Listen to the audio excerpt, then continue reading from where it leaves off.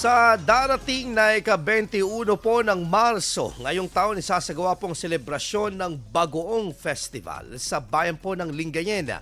Dahil dito suspendido po ang klase sa buong araw sa darating po ng sa Marso 21. Sa lahat po ng antas po sa parehong pampubliko at pribadong mga paralan sa bayan. Kansilado rin ang mga government offices sa nasabing araw maliban sa mga tututok sa mga kinakailangang serbisyo.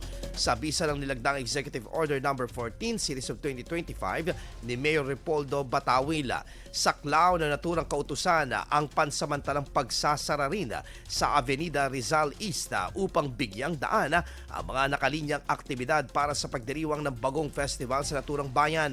Ilan sa mga malalaking kaganapan ay ang Kalutan at Dalan, Tugtugan Tankalutan at Dalan at iba pa. Inatasan naman ang hanay ng kapulisan para magmando sa mga kakalsadahan upang maging maayos ang naturang pagdiriwang sa araw na iyon.